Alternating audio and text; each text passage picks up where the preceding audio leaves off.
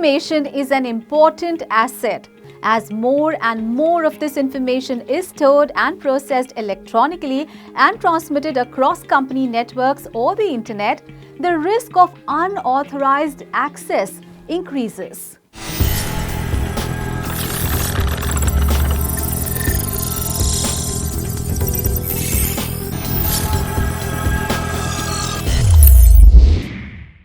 Businesses are presented with the growing challenge of how best to protect this information, which, if left unprotected, can be accessed by anyone, leading to an information or security breach. When information falls into the wrong hands, it can ruin lives, bring businesses down, and even lead to huge financial penalties, expensive lawsuits, loss of reputation and business, which can take years to recover from. So, what do we do? What is the solution? How can I secure my business data? The answer to all your questions lies in information security. It is the practice of protecting information from destruction and unauthorized access. The basic way in which we can protect our information is through the implementation of Information Security Management Systems (ISMS). And this can be achieved mainly by following 6 steps: by categorizing information, second, by selecting security controls, third, by implementing those controls in the system, fourth, by assessing those security controls, fifth, by authorizing information system, and finally, by monitoring the security controls. At the same time, information security also aims at safeguarding information, so that people who do not have access to it cannot see, change, distribute, or delete the same. Since resources of an organization are limited and information security achieved through technical means are limited. Also, it is not a one-time activity, but an ongoing process. Therefore, it becomes a tedious task for business and organization to implement it on their own. So what kind of information security system we require to prevent business loss and gain customers' confidence? Let's hear it from the expert. The importance and significance of information security management systems assumes far more significance. Under the Indian cyber law, the government has actually mandated that organizations must follow the Information Security Management Systems standard, specifically ISO 27001, as a manifestation of them having complied with reasonable security practices and procedures. These are absolutely essential and mandatory and must be complied with by all organizations who are intermediaries under the Information Technology Act 2000 and who are dealing, handling and processing not just normal third-party data but also sensitive personal data of individuals per se. So in the Indian context, the Information Security Management System has specifically a legal mandate. It has to be mandatorily complied with as a minimum standard for cybersecurity by all organizations who are dealing with data and information in the electronic form. So, what exactly is ISMS? ISMS is Information Security Management Systems. It is basically a framework for addressing the needs of security of any organization or enterprise. In fact, you must have heard about ISO 9000. That is nothing but a quality framework which was available to the industries and organizations for implementation, and it effectively delivered the quality through the activities or the product of the enterprise. Similarly, ISMS is talking about the information security which is required in an organizations, and there is a concept of risk assessment. It is basically addressing the security of the organization with respect to the risk it is handling in the day-to-day operation of the organizations.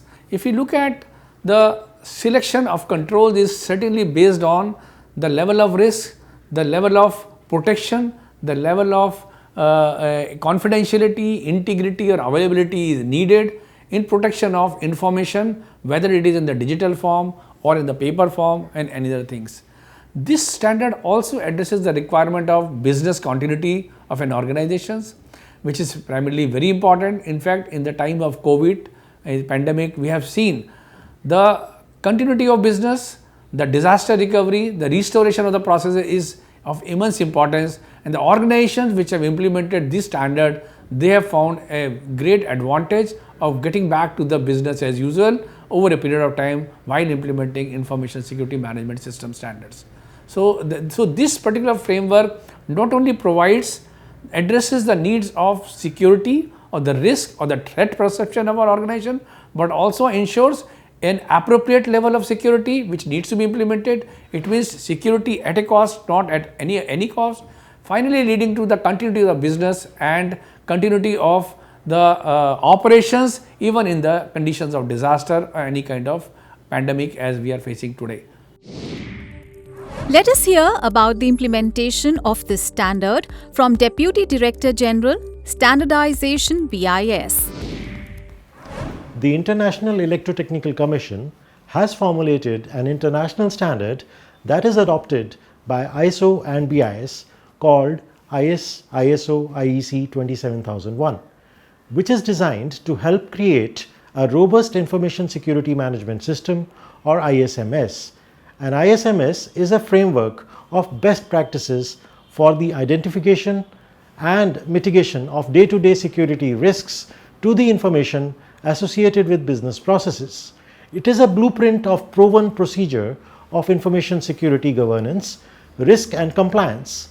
It is globally recognized as the best practice and can be applied in any business in any industry. Today is a world where we are beginning to see so many cybersecurity breaches happening, where cybersecurity breaches are the only constant and the new normal in today's lives. It's systems like the ISMS which come into the aid of any organization and help organizations to go ahead and strengthen the cybersecurity and the security of their systems, networks, and data resident thereon.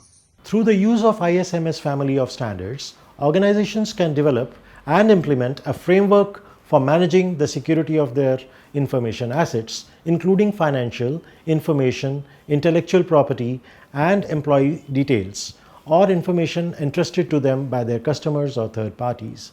These standards can also be used to prepare for an independent assessment of their ISMS applied to the protection of information. ISMS framework has been accepted as a global benchmark because complying with ISO IEC 27001 will ensure you understand that what information your business should protect, why it should protect, what it should do to protect it, and what will happen if it fails to protect it. For protection of information, ISMS focuses on protecting three key aspects of information. First one, confidentiality, second, integrity, and third one is availability. Confidentiality means that information is not disclosed to unauthorized people, entities, or processes. Integrity means that information is complete, accurate, and protected from corruption. Availability means that information is accessible as and when authorized users require it. I think it must be requiring huge investment in technology and other resources. There might be a lot of documentation formalities in it. And it might take a long time to implement. To answer all of your questions, let us hear from Deputy Director General, Management Systems Certification, BIS. Implementation of information security management system does not require huge investment or complex documentation. It can be implemented fairly quickly following a well-defined iterative process. ISMS provides us a framework wherein we can set our own policies, procedures, technical and physical controls which facilitate identification and mitigation of potential risks and protect the confidentiality, availability and integrity of organizational information. Yes, one investment it requires is commitment of the top management and involvement of all employees and not only limited to those involved in the IT department. In fact, implementation of the ISMS can be used as a strategic asset to demonstrate commitment at the organizational level, compliance at the legal level, risk management and mitigation at the operational level, and enhance credibility and confidence amongst stakeholders at the commercial level. It also helps in reducing costs and improving employee awareness and employee retention. So, what does the scope of the ISMS for an organization looks like? Scope defines organization's limits or boundaries that you have decided for which IS implementation will be applicable. Typical example for scope of any organizations are like: example 1, scope is all computer systems operated by XYZ organization. Second, scope is all computer systems operated by XYZ organization through its intranet. Information security management system can be implemented in an organization by following 6 steps. First of all, secure executive support and setting objectives by involving and taking confirmation of the organization's top management. Second one, define the scope of ISMS, as scope of implementation may cover all or part of an organization. Only the processes, business units and external vendors or contractors falling within the scope of implementation must be specified for certification purposes. Third one, conduct risk assessment to identify potential risk that may exploit vulnerabilities of an asset, thereby causing harm to the organization. Fourth one, now manage that identified risks which we have identified in the third step. Based on their nature and level of threat, we have to manage the risk. Risk is done by identifying the controls. That is the fifth step, select control objectives and controls to be implemented. And sixth one, prepare a statement of applicability. There is a very strong process of risk assessment. So, risk assessment decides the level of protection any asset needs while being part of the organization operations. So, there is a policy, there is an organization, there is a risk assessment, there is asset management, controls related to the technology controls, related to the access control, related to the networking, related to the software development, and there are controls related to basically if you look at business continuity, there are controls related to communications, there are controls related to various aspects of even legal compliance and the compliance to the other applicable standards or regulations. So, all set. So, starting from policy, organization, asset management, risk assessment, going up to the control at each layer of technology, people, process, and finally coming up to the level of business continuity, disaster management, and finally compliance to all regulatory technical compliances is again a requirement. So, it is a very comprehensive package. So, anybody getting into the system of ISMS, he gets a comprehensive compliance to the system and comprehensive assessment, and then get the comprehensive compliance to information security management system. So, who is responsible for implementing ISMS? A lot of organizations says that it is the IT team or the admin team that needs to take care of the information security, but information security is rather everyone's job. From a manager to peon, everyone has a contribution towards the implementation of information security management system. The history of ISO/IEC takes us back in 1992 when it was adopted as a code of practice for security management, and after that adopted by the British standards in 1995. Later on, British standards was taken as base documents and ISO/IEC developed ISO/IEC 27001. The latest version came in 2022, which is the most popular information security standard in the world, that is ISO/IEC 27001-2022. Whenever anybody wants to demonstrate to anybody outside that they are complying to the ISMS and they have an independent certification, they need to comply to certain mandatory clauses. The mandatory clauses are basically related to the scope of the standards. It is about the policy, processes, people, risk assessment, resources, monitoring mechanism of internal audit, management review, and the corrective action. These are the few clauses which are clause 4, 5, 6, 7, 8 initially in the part of ISO 27001 standard. They are the mandatory clauses. They gives the overall framework to the selection of controls which are on the appendix A of the whole standard. Apart from the mandatory clauses, there are 93 controls in Annexure A covering the entire information security management system, including areas such as physical access control, firewall policies, security staff awareness program, procedures for managing threats, incident management process, and encryption. The standard also requires organizations to compare the measures they have implemented with the Annexure A controls, and they are then expected to implement missing controls or else provide documents or reasons that those controls are of no use to the organization. So what are the benefits of ISMS? The key benefits of implementing an ISMS is that it helps protect all forms of information. It provides a framework for keeping an organization's information safe and managing it all in one place. An ISMS offers a set of policies, procedures, technical and physical controls to protect the confidentiality, availability and integrity of information.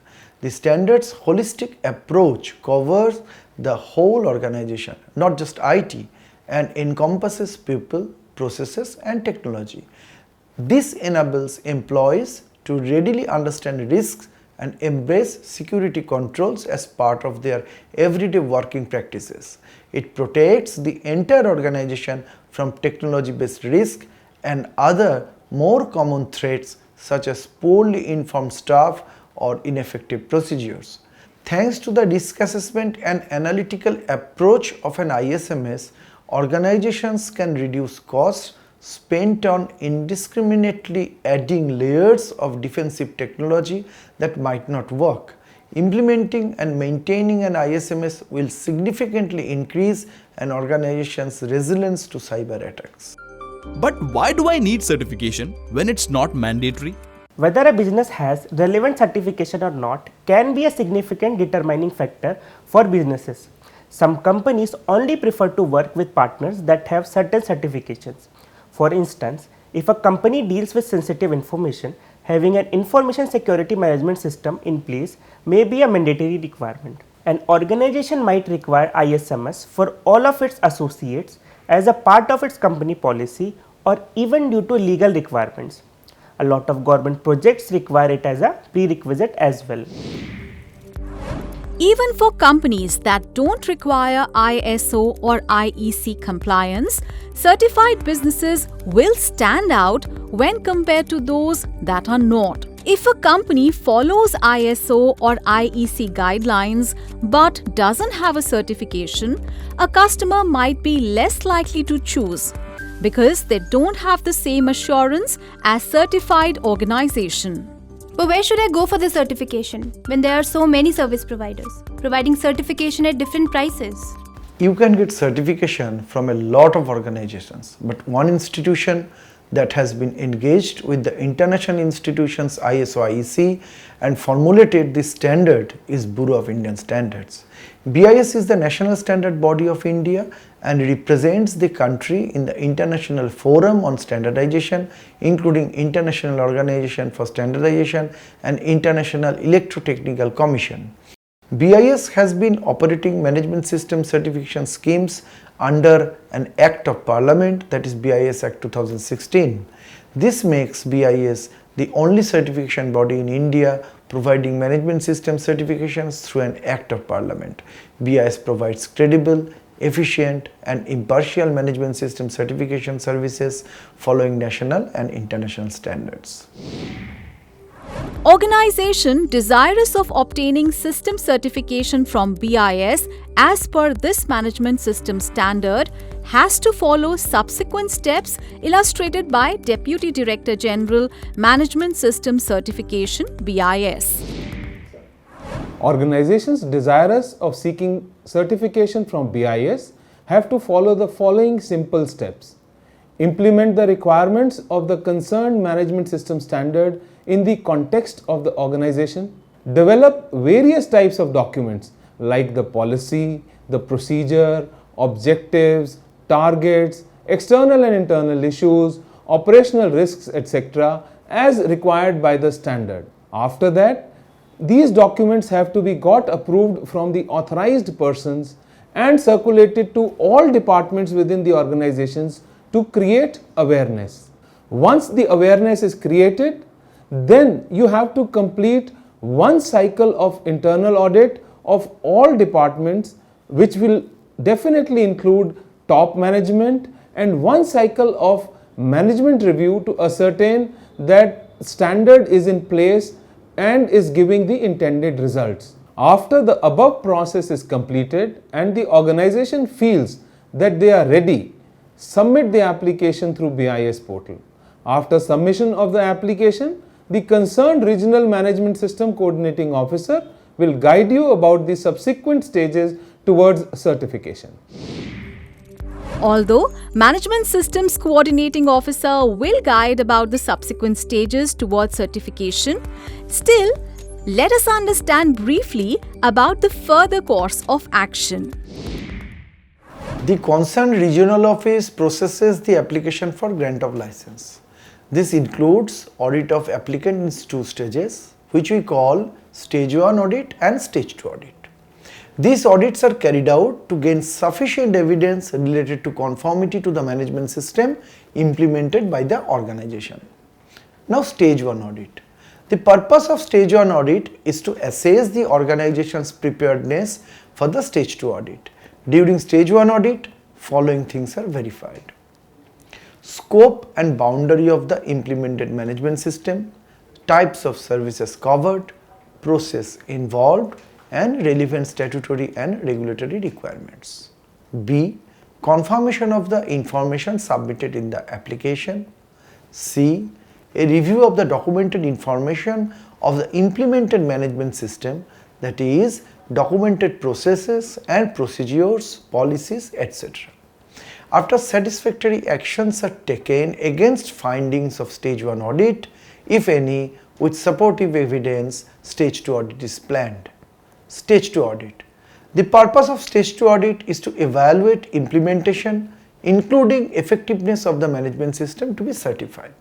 Following activities are undertaken during Stage 2 audit: information and evidence about conformity to all requirements of management systems under certification, performance monitoring, measuring, reporting and reviewing against performance objectives and targets, ability to meet statutory, regulatory and contractual requirement, operational control of the processes, etc. Audit of all departments as per schedule is carried out, relevant evidences are collected and verified. If any non-conformity is observed, the same is discussed with auditee, system coordinator and communicated to the auditee for taking appropriate action with a time frame of 45 days as per BIS guidelines. Once the audit activities are completed, Deputy Director General of the region takes decision to grant the license to the applicant. The license is granted for 3 years, during which there will be 2 surveillance audits conducted at an interval of 1 year. BIS follows a robust certification process utilizing competent and experienced auditors.